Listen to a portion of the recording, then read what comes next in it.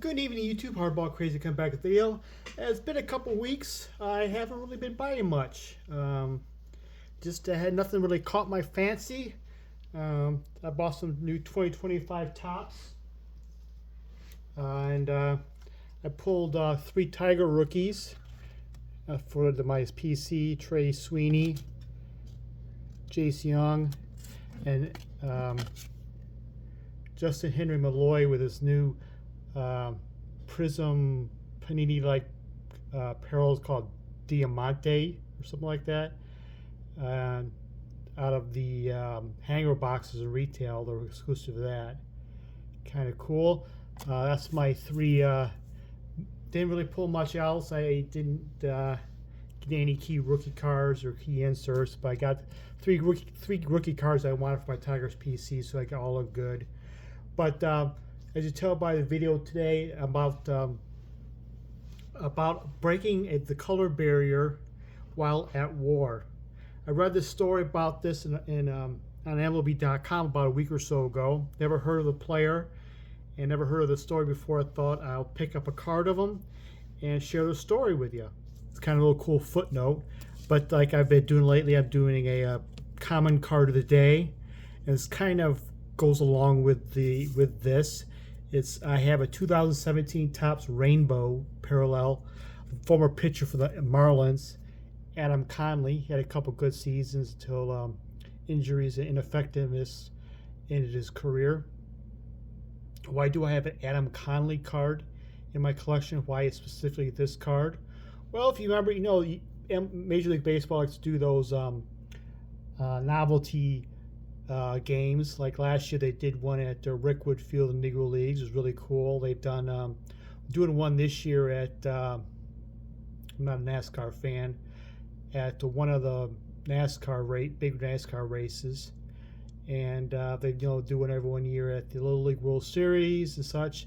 One of the first ones they did in 2016 was at Fort Bragg, and that was the first time a Major League Baseball game was played at an active military base, and Adam Conley was the winning pitcher that game.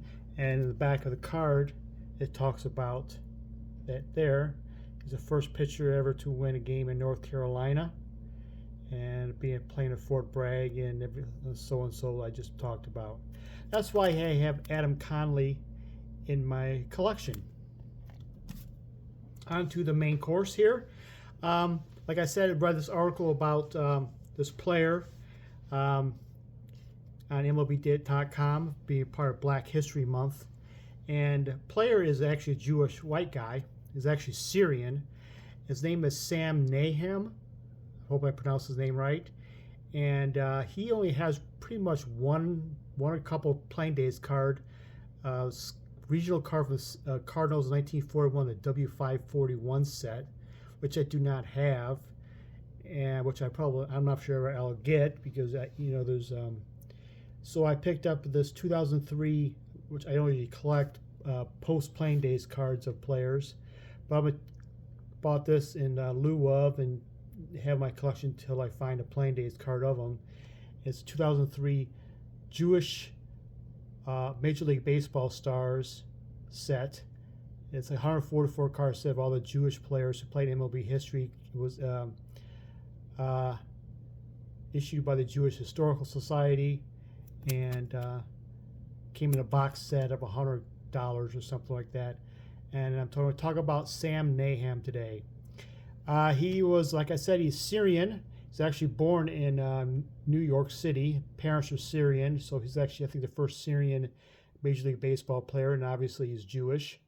So he actually, first language growing up was actually Arabic, as he knew to learn English, and he was quite the scholar, very well read, and went to college, and got signed played baseball in college at Brooklyn College, I believe. And he was then he got signed by the Brooklyn Dodgers early on. Played briefly with the Brooklyn Dodgers, St. Louis Cardinals, and Philadelphia Phillies. Didn't have an established career, but he played briefly bits and pieces in all of them. He's always little bit of a rebellious thinking type, a forward thinker.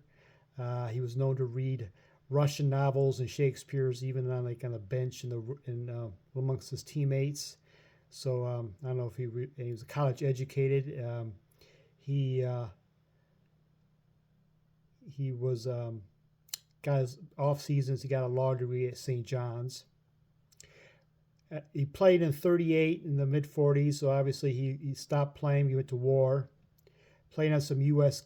baseball teams in U.S. Military bases in the U.S. during the World War. Then actually got shipped to Europe in 44. I don't think he actually got into any battles himself. But what most notable about Sam Nahum is that 1945 in Europe they had a baseball tournament type situation where all these military bases and had their own bases, their own divisions, had their own baseball teams, and they had a GI World Series.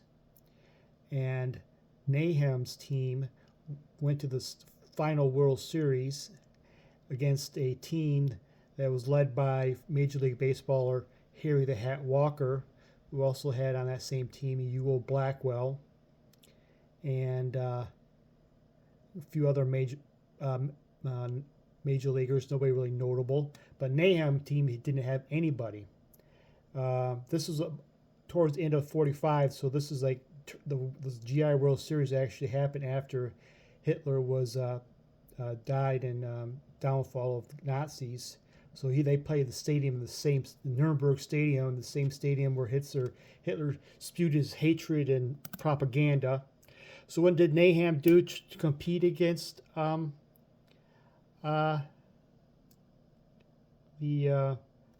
Ewell Blackwell, Harry the Hat Walker, and all these major leaguers?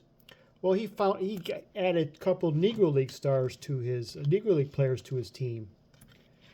Mind you that even during World War II in the military, we know that Jackie Robinson's and Larry Doby's actually were served, but they still were not allowed to be on white military teams in the U.S. So Nahum actually was the first to allow black players onto an integrated team in the World War II era, before baseball integration. He didn't actually have just normal two Negro Leaguers. He had future Hall of Famer Willard Brown and future Hall of Famer Leon Day on his team. He always believed, even before World War II, growing up, he always believed that he was very pro integration, even as a player, even in the late 30s and 40s and growing up.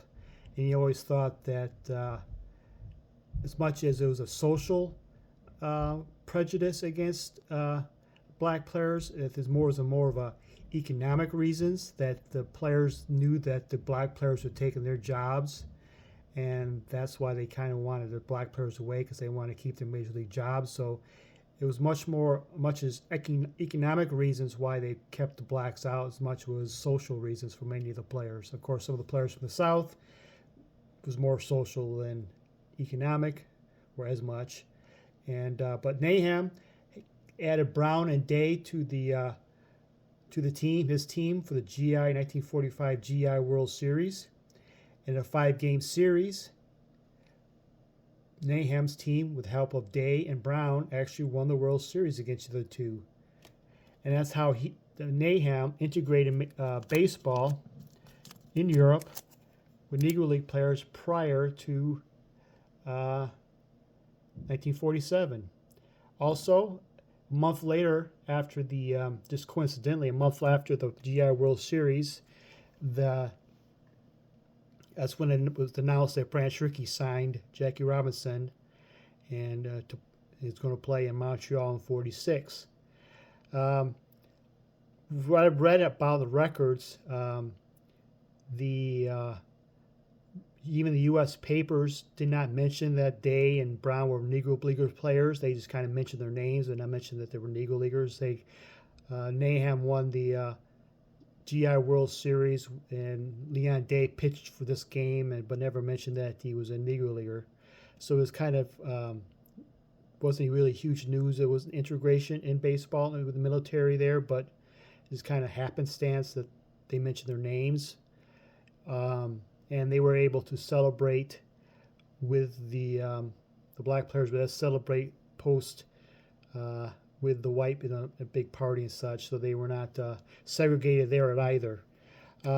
After World War II, he went back to U.S. obviously, and he played a little briefly with the Philadelphia Phillies.